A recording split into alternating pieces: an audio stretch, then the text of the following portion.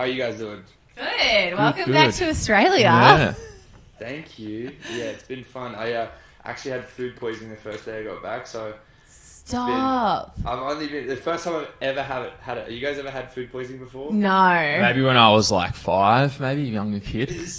I don't recommend it to anyone. It's the worst day of my life because you have no idea what happened. Like I'm just like fine, and then the next minute I'm like vomiting everywhere. I can barely like walk. I don't know what was going on. And I had to do like a bunch of interviews and like radio and like breakfast TV and stuff. So in between the takes, I would run to the bathroom and vomit and then come back. Oh my god. Did you lean up a fair bit?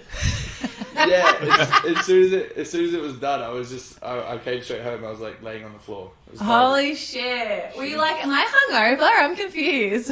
I legitimately, because it's just like, I'm not sick, but why am I like why am I vomiting everywhere? Why can't I move? Like, and then the next morning, I was just like fine, just like nothing happened. Were you fine on the plane?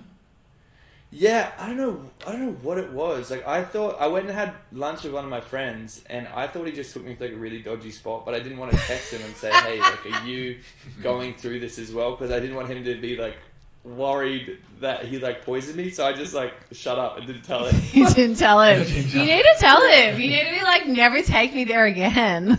No, I just got insecure because it was like his treat, and like he took me out and he got lunch. I felt like I didn't want to like feel disrespectful by saying, "Hey, like, what have you fed me?" Was it a nice restaurant or was it a bit, how you doing? It was just like fast food, like dog shit. Yeah, probably.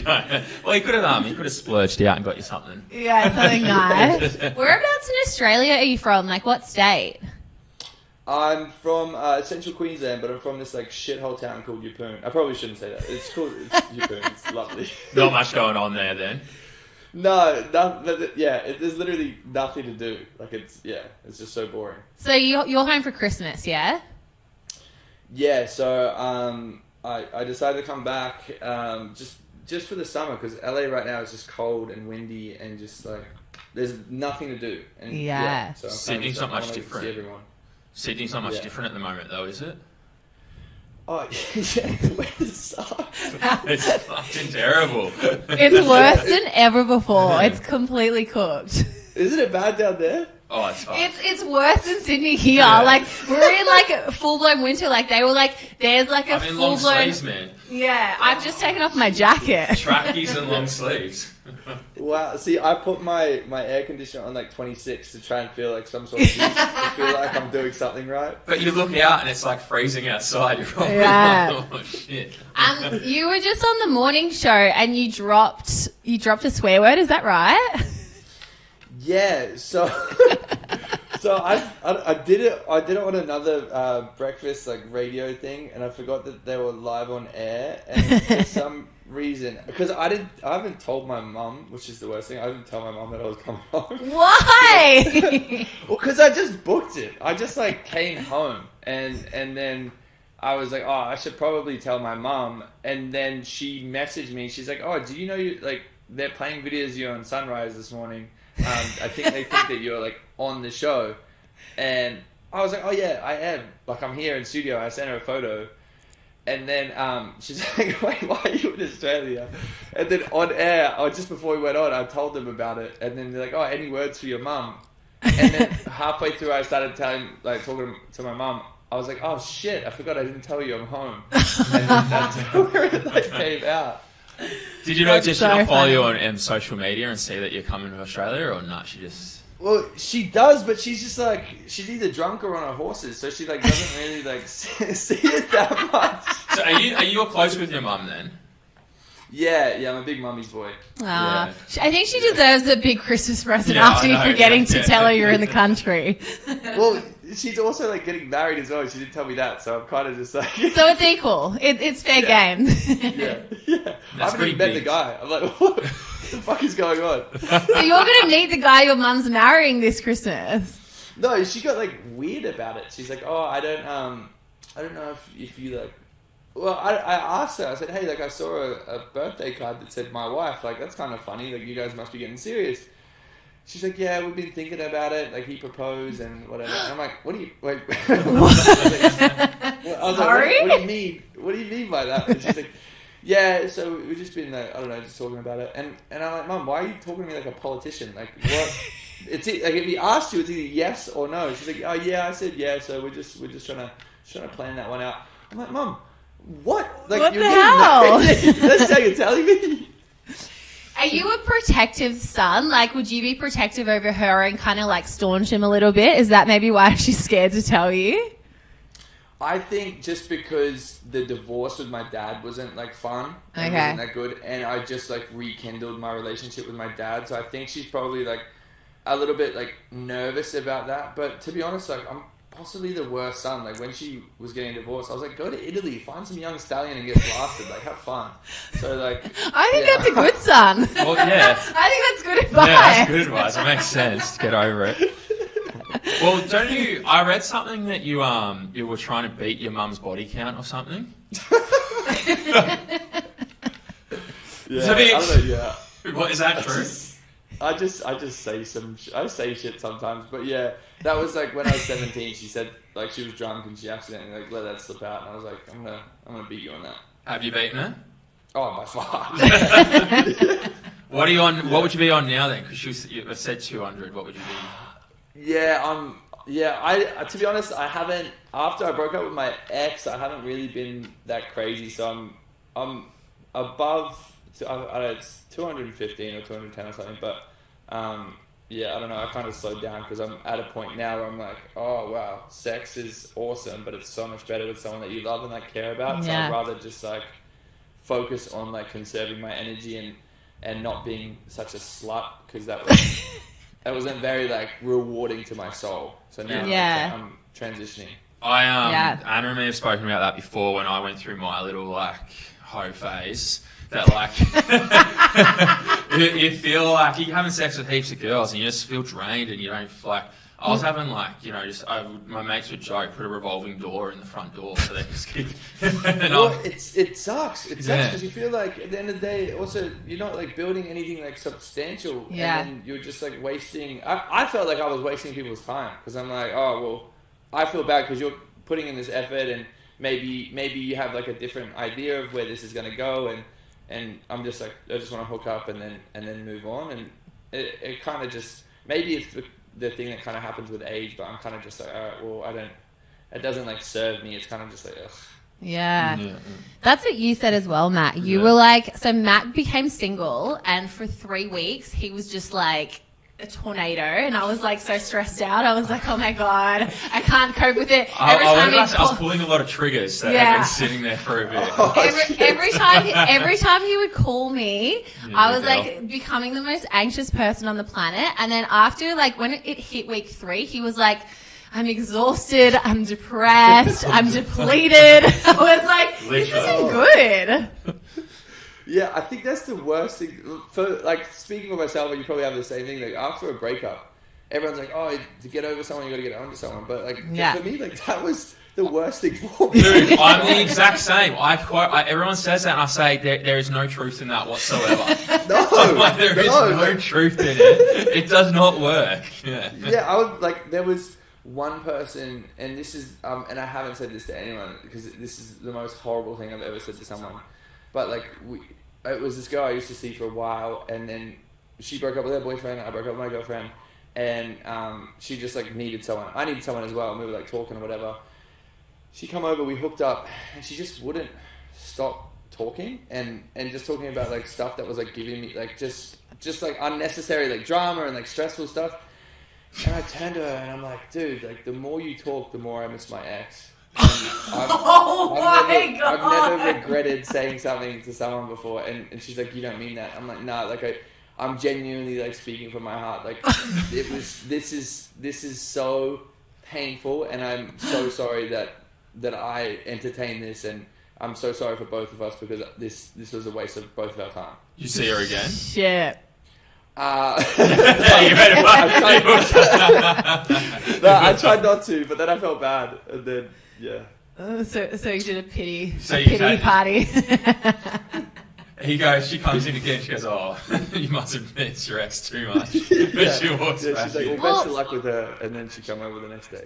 Well, look, speaking of your ex, your recent ex is Georgia how do you pronounce it? Hazarati. Hazarati. So your recent ex is Georgia Hazarati. You guys seem to be very on and off. What's going on? So we've had like a very fun and playful relationship, and I think it's always difficult with like public like involvement and stuff, but it's also like something that we kind of like open ourselves up to. You guys would know it as well. Like we post our whole life online, like especially when you're with someone that you're so proud of and you're so excited to be around. Yeah. Like, all you want to do is just like give them everything and put them on like this pedestal. But yeah, me and Georgia, I think we just kind of we went through the motions. There was a lot of things we both needed to work on, and just this second time around with the breakup, there was just some things that happened that I found out about that I don't think anyone in any relationship would be comfortable continuing a relationship with. And I love this girl with my entire heart. Like there's not one person that I like regret losing more than her. Like she's the most incredible, intelligent, gorgeous human on the planet. But just for my own safety, I don't know if there was a way for me to mentally move past some things that happened. So I had to just be like, okay, well, I love you and I want to give you the world, but I feel like maybe it's not the same way, and I just have to take a step back. So that was genuinely, the darkest days have been without her in my life. And I started therapy. I started focusing on like soul work and trying to build myself up. So it's been a very interesting process learning about myself and diving deep. But I just think she's such an incredible person, and I wouldn't want to take anything like my personal problems away from how amazing she is as a human. Yeah. Sounds like she really broke your heart, man. Yeah. Oh yeah. Yeah. Aww. Dude, you got some demons there. Come on. No, I'm good now. You're good now? Alright, so I felt like giving you a hug through the camera there. I was like, oh. Having a bit of an emotional bromance. Yeah, it's like, geez. Oh yeah. Well. Do you want to I take should therapy after this. So We can be in therapy, man. Come on. Yeah. Really. So there's no hope of you guys rekindling then? I think look, deep down, I think there's a part of me that really wants something to happen again, and deep down, I think there's always going to be such a soft and sweet spot for her in my heart, but I don't think in the foreseeable future I could ever open myself back up to her, just because there's just some things that I don't ever think I'd be able to come back from. Do you want to share? Yeah, I don't want to air out. Yeah, I can take a stab in the dark. Matt loves taking a stab in the dark. It's his favourite pastime. Did she like in when you had your little separation? Did she get with someone that maybe too close to home? I don't want to. See, the thing is, if I start airing things out, then I think it doesn't, and she's not here to talk about her side. I feel like it's a disservice to her. And yeah. I have it's funny you say that because we have her in the waiting room right now. Oh, fuck. Ready Don't to give him an anxiety attack now. Oh, God. Wow. Oh, shit. So chat about it away. Oh, God. Imagine. Wow. You've had some pretty famous exes and pretty like public relationships with Georgia, Francesca, and Charlie. Oh yeah. Yeah. Who's your favourite ex? Well, see, I never actually dated Charlie, but we were just hanging out. It was like 2 weeks. Like she was going through some stuff, and then things kind of just like sparked really quickly, and then it just like dissolved really quickly as well. Okay. I think Charlie's an incredible person. She's really lovely. I think my favorite ex would probably be Georgia because she's the most recent one, and I still miss her. Still battling demons from that. Yeah, fuck. I might text her. We're pushing them back together. Yeah, fuck. What about Francesca? How did that end eventually? Francesca's a funny one, and that was, I think we both just had so much, like, we were just normal people that got on a show, and then we didn't realize how big it was going to get. Like, you guys know as well, like, you just go on one of these shows and you never really, you don't, like, you see it, but you don't understand how it is and how people's opinions and whatever else, like, get involved. So, it was a massive learning curve, and I met her when I was 21, and I was still like in a hoe phase and still being crazy, and I think that both of us just weren't ready for what we had envisioned for ourselves in that relationship, and I think that was possibly one of the best lessons and one of the best learning curves that I've had in anything was that relationship. Like, she's awesome, and I have nothing but love for her, no matter how much shit she talks about me and how much she puts me down online. And just nasty stuff she says all the time for no reason, for 4 years on. What are some of the worst ones? Oh, I just people just keep sending me her TikToks, just like, oh, is she talking about you? I'm like, dude, I'm still blocked. I don't think I've got nothing to do with her. So, like, I don't know why she's still, like, commenting about me or saying stuff or, like, commenting on TikToks about me. It is really strange, but yeah, I don't know. I think that that relationship there was just so many things I didn't know about her that come to light when the show come out, and there was a different world of hers that was being hidden. It was very toxic. So it was a great lesson. Wow, I'm really like PR trained. You are. You've gone over that one. I was thinking, it's good. It's really good. You've rehearsed this a couple of times. Weren't you talking to someone from Too Hot to Handle at one point? Yeah, Chloe. Oh, no way. That's I fun. went on a date with her on one of our radio shows here, and then we were like chatting afterwards, and I was sort of seeing this bird who ended up being my ex at the time. Oh, and then, so she found out through someone, and then this pap told the girl I was seeing, Kira, and then, and just all blew up in that space. It all blew up in my face. But you should circle back with Chloe, because that'd be a lot of fun for you. She's a sweetheart. Yeah, she was great to chat to. I remember chatting on the phone to her a couple of times. She was good. She was a good gal. Was she going to come over here, or was it was at the start of lockdown. Oh no! Yeah, it was right at like the start of it, so there was not. We didn't know what to do, where we were going or what was going on. You should definitely look at it. She needs a big Australian hunk. Like, she's a sweetheart. Put in a good word for me, bro. I will. I'll be like, oh my god, this guy's got a huge cock. She'll get here and she'll be like, fuck. She'll be like, fuck, he was not lying, was he? No, you just have to get him. You just have to get him to the point where in the same room. Exactly. Yeah, the rest. As long as you yeah. get him back to B. It's all out the window. Yeah. There was a rumor going around that we wanted to ask you about, that you hooked up with Nikita Dragon. Yeah. Is that true? No, this is one of the funnest questions that I always get asked. I think Nikita is. I think she's so sexy. She's a very lovely person. She's going through a lot of stuff at the moment, so I wouldn't want to add any fuel to the fire. But the funniest thing is we never had sex. Like, we got really drunk one night.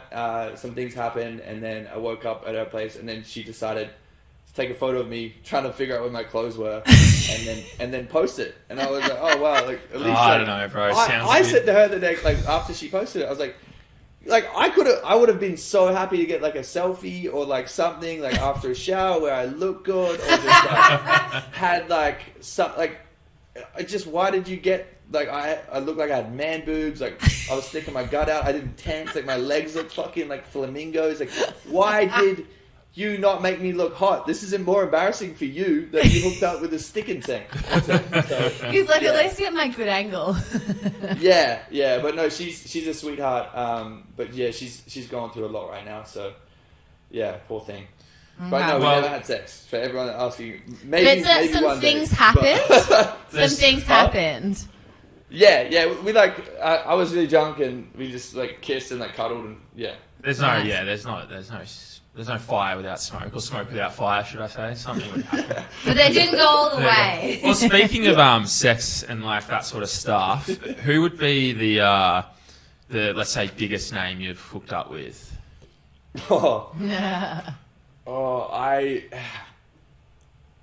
This is a safe space. There's one person that I would love to say, but we have a really good relationship, and she always like texts me and says like, I'm proud of you, and I'm really happy for you, and whatever else, and is like genuinely like a really good friend. So I couldn't out her like that. Is this Khloe Kardashian? Already. What's the public one? Is this Khloe Kardashian? No. I wish. Yeah, no way. What are they? What are they known for then? What can you? Oh no! If I say it, it's Khloe Kardashian. No, I don't know. There's been a handful, but whatever ones are already public. Can you name drop like an exclusive person that you've hooked up with? An exclusive for the Where's Your Head At podcast.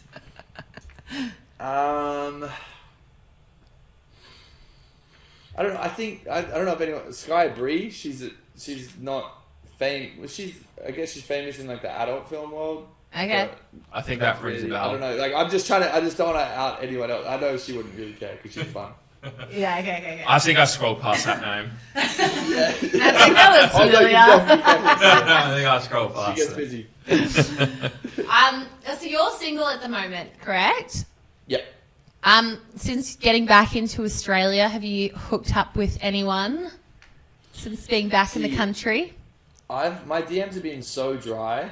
Really? Yeah, I genuinely haven't messaged anyone. I haven't spoken to anyone. I've just been like working and like focusing on myself and like just trying to like soak in Australia. Like I haven't even seen any friends here. I saw one friend that I had like lunch with that time, but I've just been like, I don't know, just a little. I think because the original plan to come to Australia was to spend time with my ex and her family and get to know them, and we had like these incredible plans. So now I'm kind of here just like, okay, well, I need to work on some things in myself. So I haven't really, and I don't really have any interest to just like hook up with anyone or like message anyone. So I started saying to people that I'm only dating to marry from here on out. Like I don't want to be with anyone unless I like see myself marrying them. Wow. Which I thought would scare people. But no way. Yeah, I had like all these They're people. like me. Yeah. No, it's scary. All these people are like, oh, okay, well, I'm ready to get married. I'm like, no. You're like, well, I feel like you and Nat are kind of like at a similar place in your life. Just from hearing you talk, I feel like you guys are kind of like very at a similar place. How old are you? At that point now? Sorry, I'm 25. You're 25, but we're the same age pretty much. I'm 26. Yeah, I think this is the perfect time to, because again, it's going to take a few years to be solid on someone. Then you have to like get them pregnant, and then by the time you're 30, everything's good to go. So I think now is like the perfect time to like slow things down. I reckon you got another year or two. Just don't jump into anything. Just take it from my worldly advice of the year the extra year that I've spent in the trenches. Yeah, good point. Well, I mean, we have a 95% girl listener base in this podcast. So what qualities are you looking for in a girlfriend? Just in case there's anyone listening who could be like, a fan of yours. I think that I think dating Australians is so much fun. Like being in America and you realize like how boring. Like there's obviously fun Americans, but like the girls there kind of just like want to go shopping and they're literal as well. Like everything you say, they very take serious. Yeah, so serious. And everyone wants to go to the beach and outside and do shit and like fun and can take a joke and can give it back. So for me, like I love like a big personality and someone that has like a great sense of humor and also someone that's like very spontaneous. Like I think that was my life is pretty chaotic. Like one moment I have to go there, and the next minute it's like in Paris or wherever else. Like this last like month has been like 4 or 5 different countries. So I kind of enjoy someone that's like down for that, but also someone that's like really goal orientated and someone that has like the vision of the woman that they're going to become and how and they won't like let anything get in the way. So for me, like I think that is motivating and an attractive like quality in a person, and that's kind of something that I kind of keep my eyes on. What's your usual type then, look-wise? Oh, well, if you look online, apparently they all look the same. So every comment I get is like, "Oh, it just looks like your ex." So I don't know. I say I'm attracted to energy and like how people are to me. So whatever. Yeah. What's your type, Matt? It's pretty much the same as your type. Brunette, big tits, nice rig. Yeah. Nice smile. Yeah, nice. Yeah, nice. Yeah. Matt's a big boob guy. Yeah. Oh, I'm an ass guy. Okay. All right. There you go. A lot of your exes that I saw were on the boob side as well. No, don't talk about his exes like that. Yeah, please, I'm still in love with them. Okay, that's right. Here I am saying, hey, they're all right. There could be a beef happening soon. Just don't put me in a room with them, bro.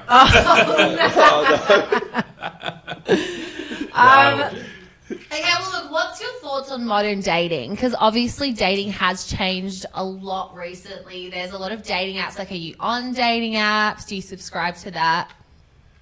So I think that I've kind of stayed away from like dating apps. Like I was involved with them for a little bit, but I found that like the conversations were necessarily like pretty shallow. And I think for me personally, like I already have like a online perception, so people can kind of get like drawn to that. So for me, I'm more focused on like meeting people out, and like if I meet someone and I feel the energy's right and I feel like they have a good heart, then that's something that I'd rather pursue instead of sliding into DMs or being on a dating app and just doing like small talk, because I feel like it's kind of just boring now. It's just like, oh, you have a dog? Like, sick. Like, do you like butter chicken? Like, whatever. Who cares?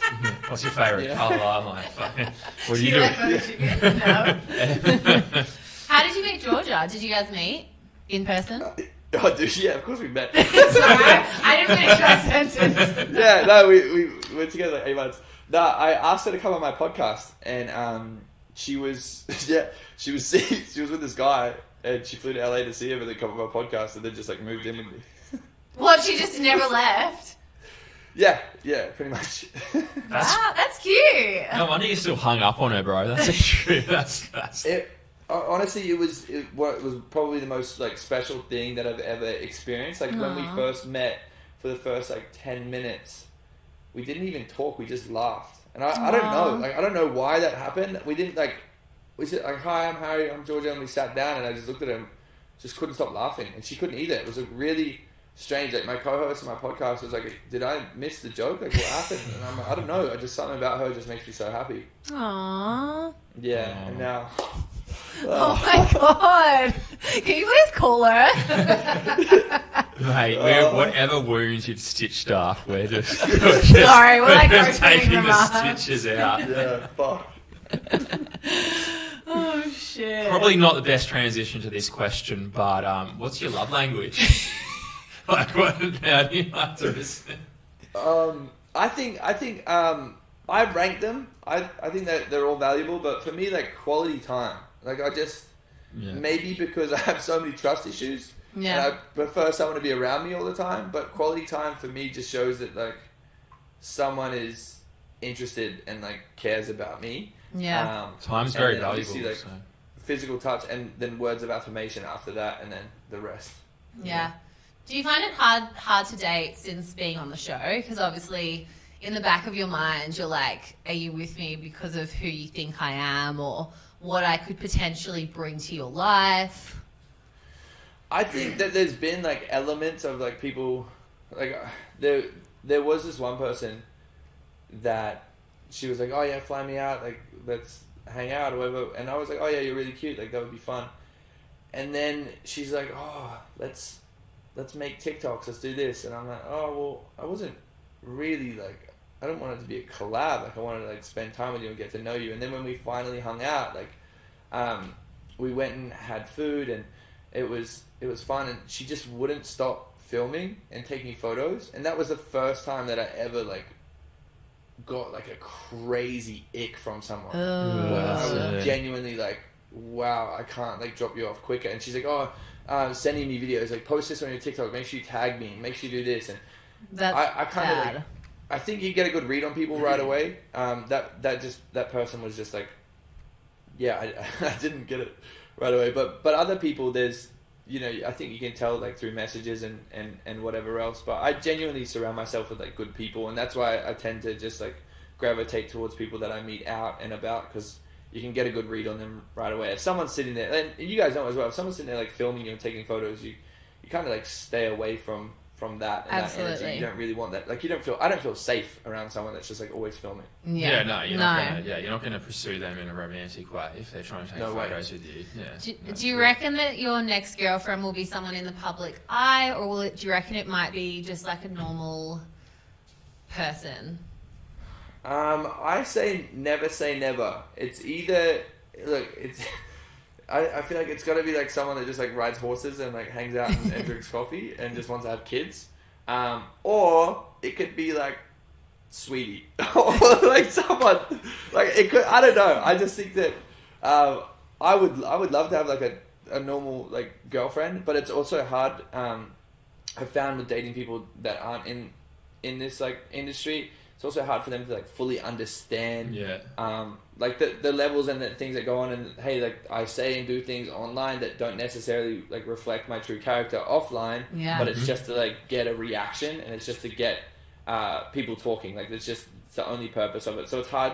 It is really hard. So I don't know. It would be good to find someone that is understanding that I am a bit of a dickhead online, just to get a reaction. But yeah, I don't know. Hopefully, maybe I'll meet someone while I'm here that just is like an accountant and loves like on the beach. Can do your tax. No, it's definitely hard to find a girl that does that, and they don't get why you say stuff or what you do stuff. Like, I've had those issues. Yeah, and also it's hard like having like talking about like your sex and like dating life and whatever else. Like I know like women, not a lot of women are comfortable. Not a lot of people in general are comfortable about talking about that stuff. And I kind of put it on myself to be like, hey, like I've been on a dating show all about sex, and I'm more than happy to like talk about it and be open about my experiences, because it helps other people learn. It helps other people like reflect and maybe make their sex life better, or maybe keep an eye out for things that they wouldn't be like necessarily like comfortable with or whatever else from my experiences. So I know that being with a guy like me, it is a bit of a hurdle to like overcome and to like push that to the side, especially when you have, you know, your grandparents, your parents like Googling and just seeing like wild shit online. You're like, fuck. Take the internet off everyone. Okay, well, speaking of crazy sex kind of like stories that come up, what is like one of your craziest sex stories? Just jump straight into it. Shouldn't have left that segue for us. We take that. I think the craziest one is I had sex in a cemetery when I was like 17. Fuck off. Fuck, that's I know, weird. it's not very nice. What, on like a bench or on like a tombstone or on like a grave? So I was at this boarding school in New Zealand, and the sister college was like, my hands got a screen. There's a boarding school there, sister college is over there, and then in between is like this like park, but there is like graves all through it. Oh my god! But like the only like dark areas in the park are where the graves are. So like that's where the trees are and whatever else. So like I'm at a boarding school. I don't have money for a hotel. She's at another boarding school. She doesn't know what to do. We're really into each other. We just meet in the middle, and then we just find a tombstone to bend her over. go from there. Oh my god! That was fun. Imagine looking from above, looking down at your grave and being like, I personally would want that. I don't know about you guys. I personally would want someone to just... Yeah, I wouldn't mind it, to be honest. Some young lovers getting bent over my tomb. I'd be like... Yeah. At least making people come from the grave, you know? It's that's wild. Yeah. No, that's good. Good on you. What's some crazy sexual things that you're into in the bedroom? I've got a real profound recent love for like just sucking toes for some reason. Really? Yeah, I don't know if you guys have ever experimented, but for some reason, I don't mind just putting like toes and whatever else in my mouth. It's not for me. It's more so for the girl. Like I don't know if you've ever had your toes sucked. Like it's really nice and like fun, and I think it just adds like another like sense to it. So I don't know. I've just been like Yeah, just. Do you enjoy your toes being sucked or? No, it's kind of scary. Like, why are you putting it's a man foot. Like, why are you putting it in your mouth? Yeah, like, I know where that's been. Yeah, like you're petite and lovely and sweet and wholesome. Like, let me be weird to you. Like, don't do that. I'm disgusting. Don't do that. I'm the sick one. I'm the one that's got issues. Matt, we'll try that tonight. I've sucked toes before. Have you? Yeah. How did you find it? Yeah, it's fun, huh? It's not bad. Yeah, I've like licked it from heel to toe. Have you done that? Yeah. I pretty much try to put the whole thing in my mouth. No, it has to be a little foot. Or a big mouth. It's more for them. Like it's not like I'm sitting there just like staring at her soles and like I need to come. Yeah, just enjoyable. I have heard of like I think Machine Gun Kelly. Like I was seeing this girl that was hooking up with him at the same time, and she said that he would make her lay like face down with her feet like behind her back and would just like fuck her feet. Yeah, which sounds horrible. Yeah. Okay. I was just like trying to picture it in my mind, and then I was like, okay, gotcha. A foot job, really. But it sounds horrible. Like that doesn't. What's she getting from that?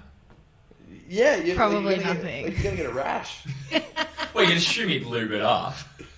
Lube up the feet. Yeah, but still, like fuck, like I don't know. Maybe I'm looking at my feet and they're like crusty from like walking too much. You know, they're like. I hate the word crusty. It's so gross. They're cutting. Oh, ouch. Yeah. Yeah. No thanks. Sorry, I was just going to say, I reckon you're one of the, if not the biggest influencer or reality TV star to come out of Australia. Wow. How do you stay so relevant? Yeah, I think when a lot of people go on these reality shows, and I'm sure you guys have experienced it with like people that you've been on shows with as well, kind of get like a crazy ego. They're like, oh shit, like I'm the man, like I'm really cool, like everyone knows who I am and whatever else. For me, I made a rule that like I'm not going to say no to any opportunity. Like if a person has like 10,000 followers and they want to do a video together, or they have like a crazy idea, whatever else. So for like the whole year after the show kind of came out, anyone who DM'd me and wanted to do something, or anyone I liked, I kind of just got rid of my ego. I'm like, I want to work with you in some way. And it was my goal to be like, I don't want people to know me from Too Hot to Handle. I want people to be like, oh, I don't know where I know you from, but I just know you. So that was the biggest like pivot that I took, was to just be like, okay, well, and the first time that this ever happened, that I got recognized for something else, I was outside In-N-Out, and this guy was like, oh my god, you're the guy from TikTok. I'm like, yeah, I am. Like, thank you so much. Like, even though probably other people will take that as like offensive, I thought that was really cool, because I'm like, okay, cool. Now I'm actually doing my job, like, and I'm achieving my goal of not just being from this show.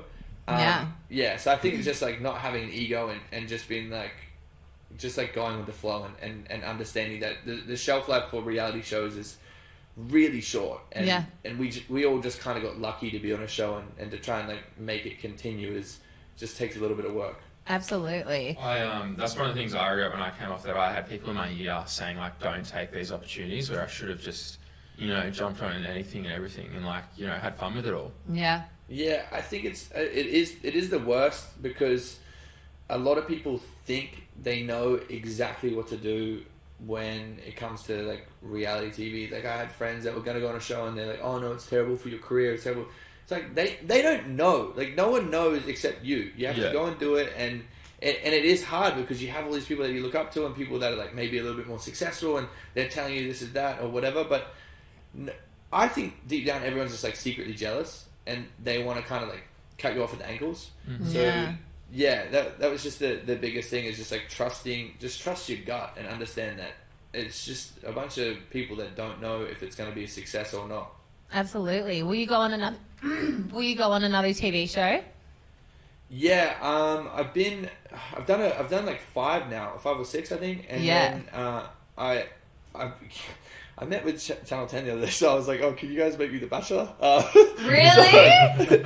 I think it'd be fun, but I don't know. They said, I think our youngest Bachelor is like 28. I'm like, well, let's bump those numbers down. I'm 25. Let's see what we can make happen. So you would make an awesome Bachelor. Yeah, I would have so much fun. Yeah. I would be terrible or good. I don't know. You know what? Channel 10 would be stupid not to have you as the Bachelor because I reckon there would be so many people crying. That's why he keeps dropping in every sentence, I'm ready to get married. He's like, I'm ready to get married. Yeah, I have a bunch of roses over here. Yeah. Your manager and publicist being like, right, from now on, just say you want to get married. Yeah, she's actually here. She's got a teleprompter. Yeah, she's like, say you want to get married. Well, look, Harry, we can't wait to see you as the Bachelor in 2023. 2024. Actually, yeah, I met the 3 guys that are the Bachelor. Yeah. I was like, damn, it must have been a nightmare. Why is there 3? Like, that's crazy. But they're all really sweet and lovely. Okay. I don't know how that's going to work, but... They were telling me they got pretty loose. They're like, oh yeah, things got pretty crazy on there, and we got told to like tone it down. Really? Yeah, I gotta watch it. Fucking imagine Harry on there. He'd really exceed that. He'd make it completely wild. I would be crying about my ex for the first like 2 weeks, and then I'd be like, okay, whoever can put up with that, I'm ready to date you. The first date, when the first ceremony, you're sitting there like, yeah, like she was everything. Yeah. Like, oh, George's favourite meal was this. What's yours?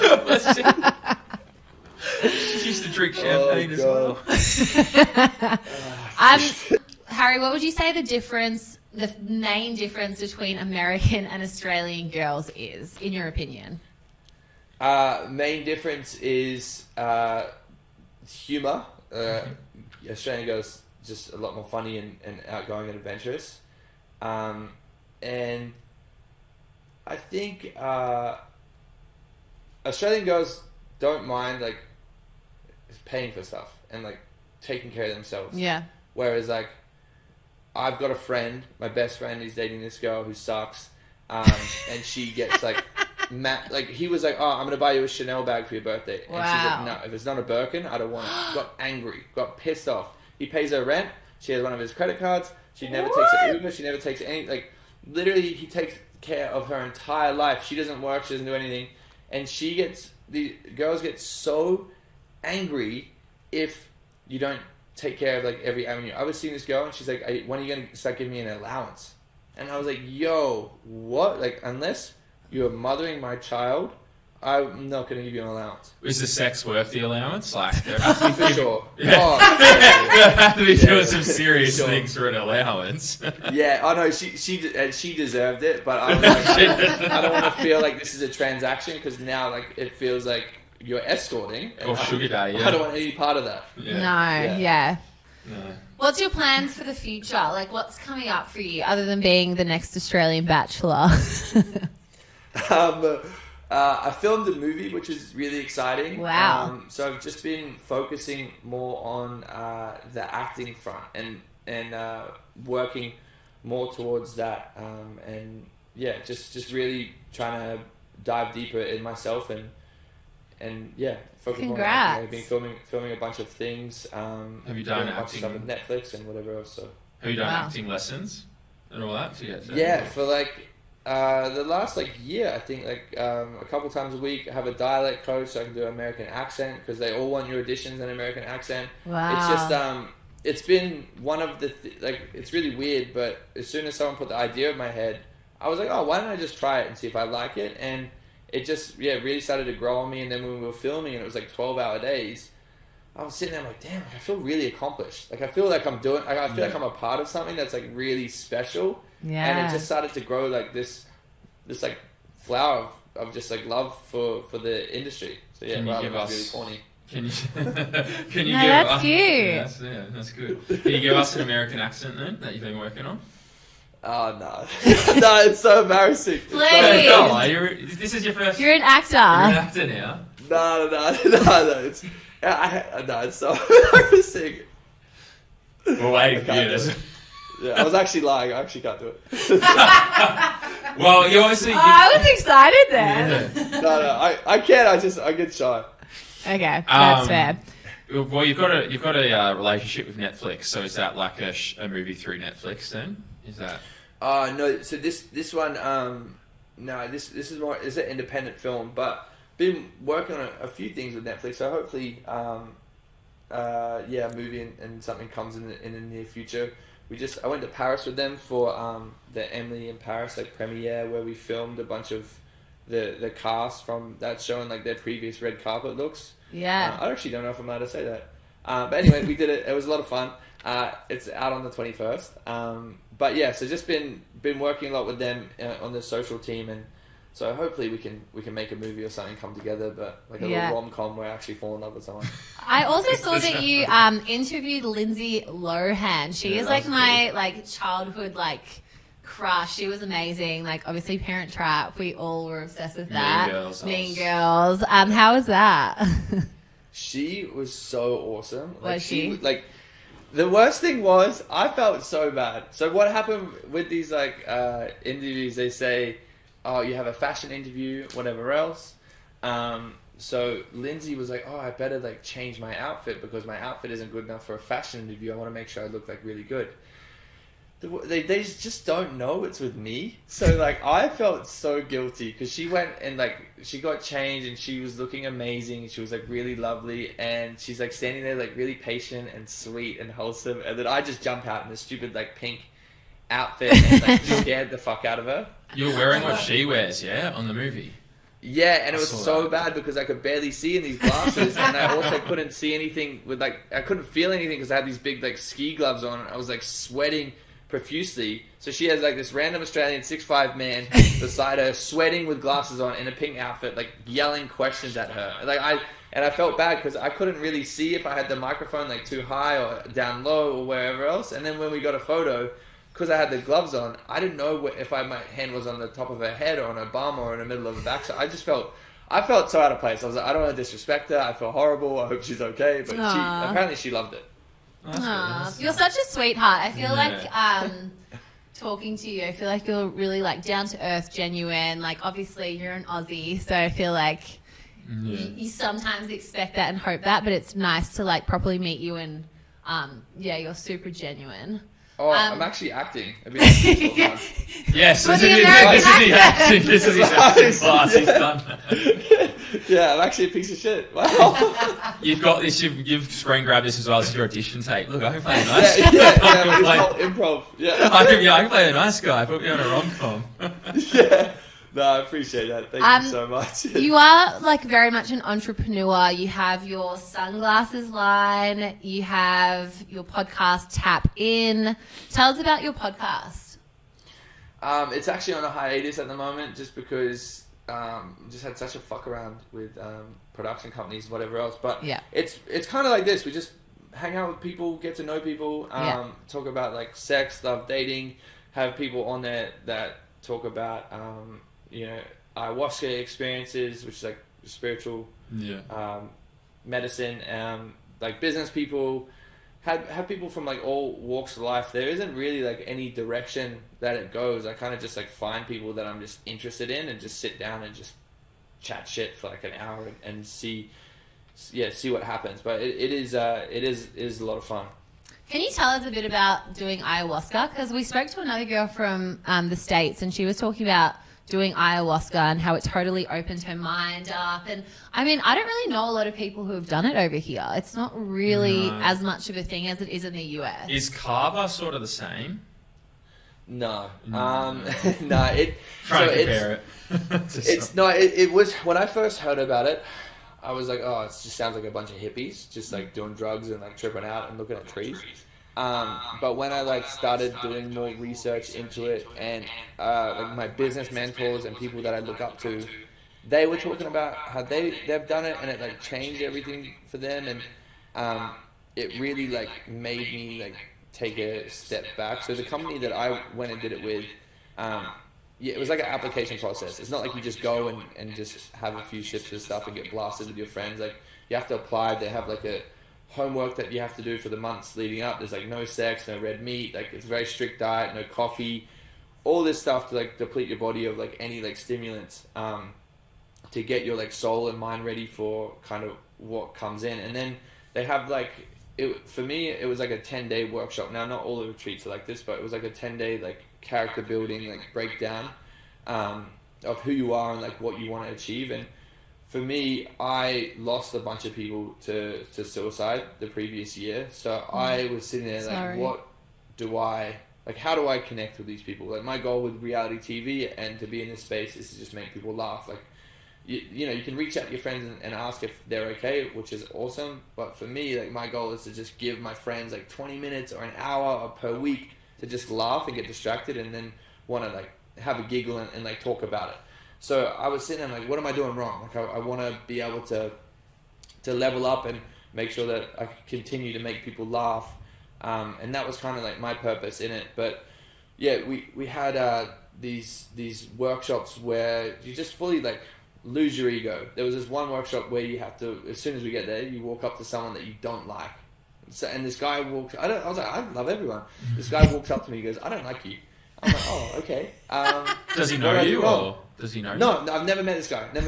Oh. At this point. This is my first interaction with him. And I was like, oh, what did I do wrong?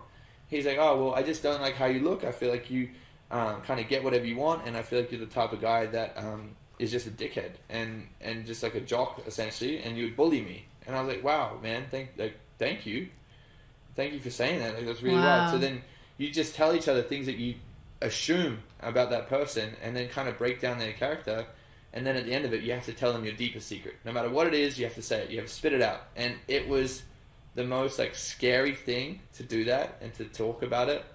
And then there was other things where you had to like figure out like your masculine energy, and then feel what feminine energy feels like, where there's exercises where you're just like paired up with each other and just like talking about things. But aside from that, when we did the ayahuasca, all that stuff like benefited it. So the first night we did it 3 times. So the first night, you kind of, when you try anything, you kind of just don't know what it is, or what's going to happen and whatever else. And I kind of did it, and I sat down. I was like, okay, like, this is just some stupid drug or whatever.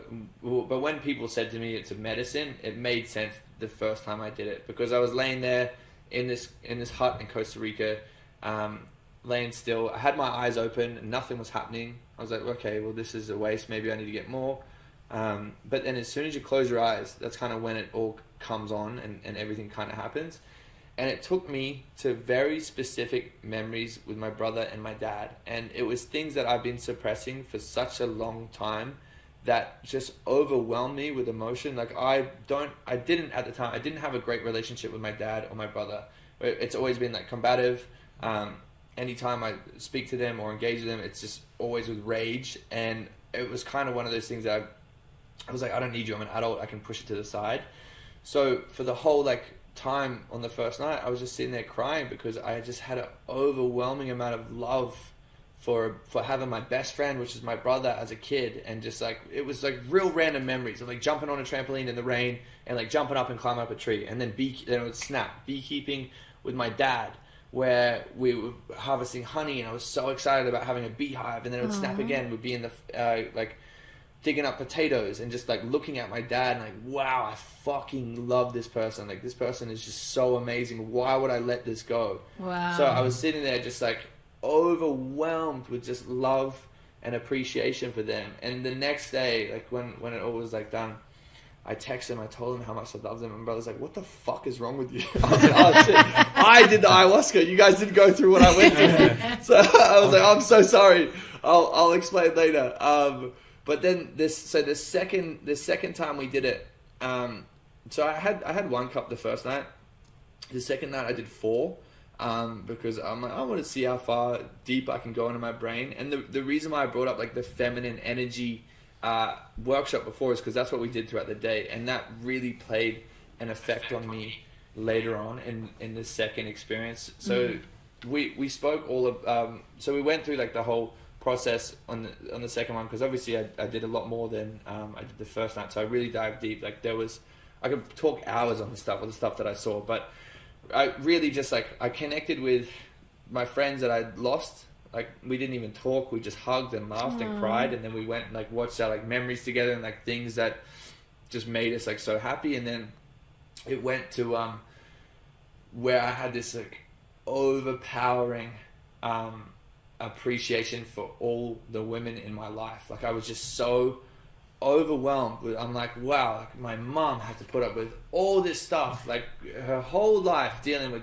you know, this drama, that drama. And then I'm like looking at my circle, all the women that are around me, and I'm like, wow, I would not be anywhere near the person that I am today without these powerful women. I was like, it takes so many powerful women to make just a strong man, and I'm like, I just really appreciate like every woman in my life and the amount of feminine love and energy that they give me, because I would be nowhere near the person that I am today. So when we like finished that second ceremony, I just started kissing all the women's feet. Maybe that's where the foot fetish is. But I was just like, look, I just want to say like thank you for everything that you deal with, like you're, you know, once a month, like even periods, like that's fucking crazy. Like thank you for putting your body through that. Like I was just so, and I texted everyone. I was like overwhelmed. I'm like, I love you. Thank you for putting up with my stuff and just being a mother and just having a home and just feeling just incredible. I was just overwhelmed. And then the third time we did it was throughout the day. I'm actually like speeding over this. I did like a full podcast episode where I like break down everything. But the third time we did it in a day, and it was a lot of fun. Like I saw like my spirit animal, and then I was like talking to ants. I probably looked like I was on drugs because I was like looking at an ant. I was like, I could kill you, but I don't want to. How long does the trip last for?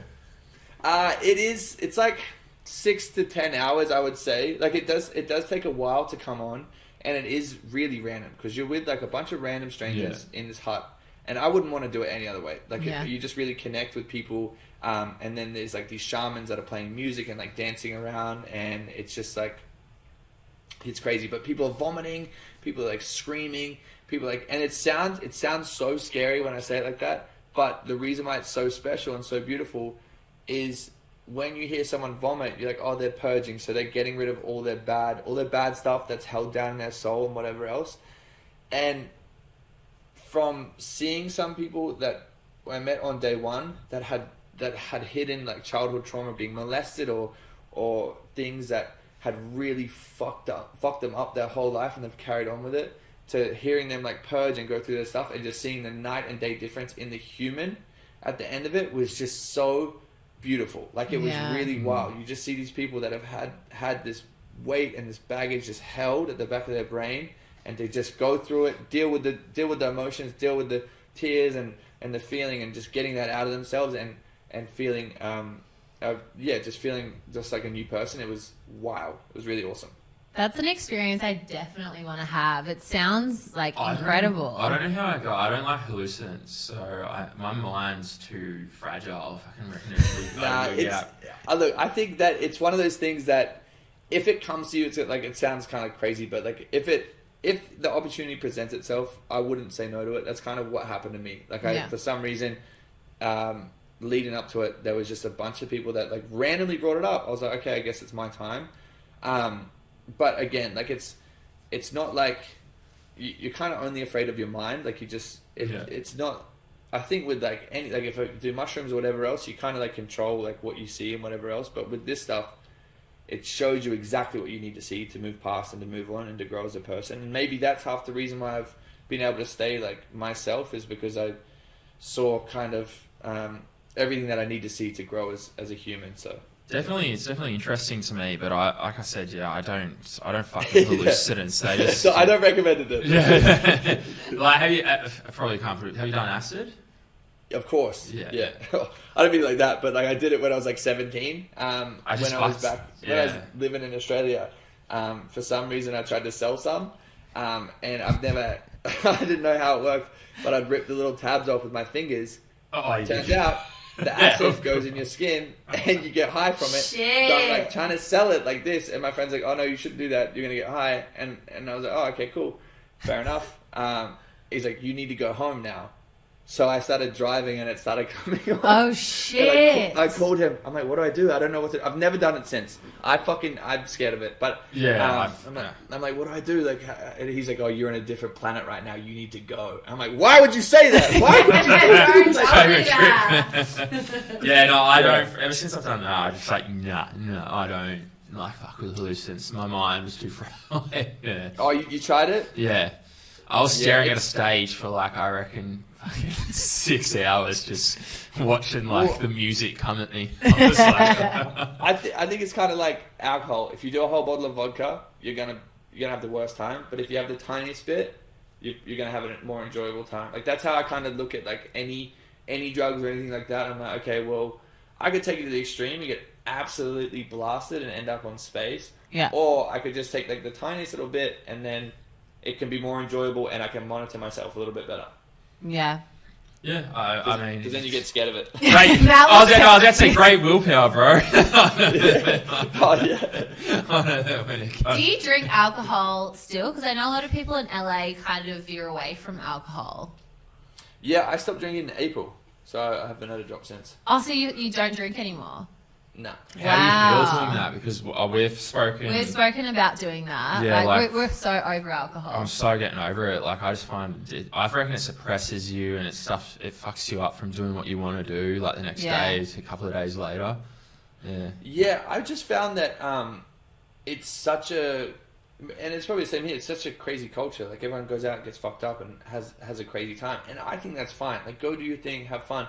But for me, it just wasn't serving me. Like I was just getting caught in this like cycle of being in LA where like there's always something on, there's always something to do. I had like this FOMO that I was gonna miss out, and then as soon as I was just like, oh, actually, like doesn't serve me. Like none of these people are gonna be millionaires in the next year. Like all they're gonna do is drink and party and spend money. So how am I gonna be different? Okay, I'm gonna do the thing that's difficult that no one else is doing. That stop drinking and stop going out and just focus on work. So yeah, it was more just like a personal choice. I was like, I want to be the hottest version of myself in 12 months time, and I want to be the smartest version, the most successful version of myself, and the one thing that's going to slow me down is drinking and going out and partying. So I was just like, okay, well, let's pump the brakes a little bit, and I just made it a rule, like for the next 12 months, I'm not going to drink, I'm not going to do anything, I'm just going to stay focused on the end goal, and then in 12 months time, I'm going to reward myself, and yeah, if I want to drink or whatever else, but I feel so much better. Like you have a good sleep, like you can, and also like I go to events and I go out and I'm there for whatever time, and I can take everyone home and everyone's safe, and I just feel a lot more accomplished about it. But I sound like an old man. I love that. We're so on board with that. You never hear anyone say that they regret quit drinking. You know what I mean? No one ever says they regret it. No one regrets it. Everyone's like thriving. Yeah, no one regrets it. They always say, oh, I regret drinking that night. They never say like, oh, I regret it. Yeah, and we get such bad anxiety the next day. I mean, we have bad anxiety anyway, but it just makes it peak even more. But yeah, we hate the peaking. I reckon next year I don't think we're going to be drinking, to be honest. I'm definitely slowing down now. Like I've got a couple of events this weekend and I have no desire to get drunk at them. Yeah, I think it just starts with like, okay, just counting your drinks. That's the first thing I did. I started counting my drinks, and then I made like the first goal I did. I was like from the start of the year. This was like 2 years ago. Start of the year, I'm gonna not drink until my birthday. So then I have like a time, because I feel like even when you're getting ready for a show or like preparing for anything, you kind of like put things in place to like make yourself the best version for that time frame, and you kind of like it's like an easy goal to hit. So that's the best advice I give, is like just focus to be like, okay, and maybe unless your birthday's in December, then don't do that. But okay, I'm not going to drink until my birthday, and then go from there.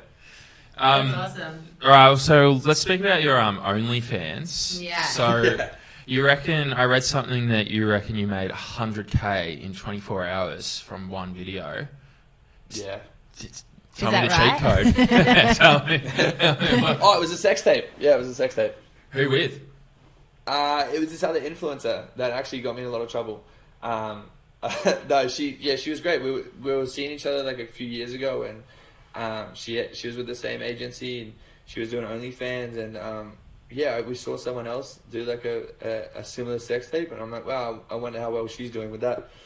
And we were just fooling around, and she's like, let's film it. And then I guess it was just also like with OnlyFans, people constantly like want more and more and more, and I was like, okay, well, I don't know what else I can do, so here you go. What's your because I clicked on it. Yours is a free subscription, so like you subscribe for free, obviously, and then you DM them for extra content, or how does it work like that? Yeah. So what happens is obviously there's like a normal feed, and it's more like the grid feed is just more like Instagram content, so people can see it. It's like high quality, like photo shoots, whatever else, like some shirtless, whatever.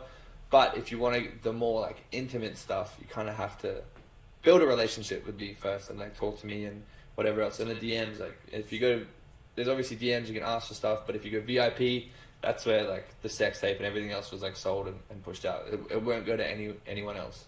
Can you share with us how much you've earned on OnlyFans? A fair few million. Million? Yeah. Million. So you've earned millions on OnlyFans? Yeah, a few million. Wow, that's crazy. How many people do you reckon you have on subscribe to you? Or you could probably see. How many people? I think there's like 200,000 or maybe a little bit less. What's the wildest thing you've been DM'd to do? Oh, people just ask like, ask to be like, oh, can I be your slave and whatever else? I'm like, look, I'm okay. You don't need to do that. But like, have you had anyone say like, hey mate, can you take a photo or a video of you doing this with a banana? And you've gone, okay, you've offered me 10 grand. No, I see. I kind of draw the line. Like when I did the sex tape, I was more like, oh, I'm pressured, and I think that kind of happens with OnlyFans. Like people expect so much because there is like crazy content on there, and I was like, oh fuck, like what do I do? And now I'm like more like pulled back. I'm like, well, I don't. That's disgusting. Like I don't want to do that, and that doesn't actually turn me on. I'd rather like build an audience and a community instead of like just being seen as like a piece of meat, because I think that's kind of what happened when I went on a reality show. Is like, especially that one that was hypersexualized, everyone just like sees you as like some horn bag. So I've just been like trying to pull away from that. Yeah. I've always thought about doing one, but I just don't think my ego could take it when I only have like 3 subscriptions. It's like, it's like my barista, the weird guy across the road, and probably Anna checking in on me. That's pretty big. I don't want to see it. I think my ego could take that. You'll be fine. I'll be fine. Harry would subscribe to you, Matt. You'd subscribe. Yeah, Thanks, bro. I'll take care of you. Check out what I'm up to on there. How long do you reckon you'll do okay. How long do you reckon you'll do OnlyFans for it? Does it have like a timeline? Oh, I said I was going to retire before the end of the year, but it's getting close. So I don't know. I'm having fun with it. So maybe in the next 6 months I might wrap it up. How does your partners feel about you having OnlyFans? Because I spend so much money on them, they're pretty okay with it. Yeah, like they get their it's allowance. hard to get mad when there's like, oh, here's a new bag. Yeah, they get their allowance each week. Is there any tea that you have for us? We're about to wrap up, but anything that you want to kind of share or spill or something a bit juicy to kind of tie up the interview? Yeah. Oh, I feel like I'm giving you guys everything. You've given a lot. You have given a lot. You've been great, mate. You've been, honestly. Yeah. I don't know. Have you guys anything you want to tell your audience? Any tea? Oh, well, we get it. We have one every week. This is for you. You're here. We're not. Okay. Well, I got nothing. I think I told you everything. No, you've been great. It's honestly been great to meet you. You're super down to earth. Thanks for coming on the podcast. We really appreciate it. It's been a pleasure, mate. No, I appreciate you guys. Thank you so much. Thanks, legend. Thanks, mate. Thank you. Thank you. Cheers, guys.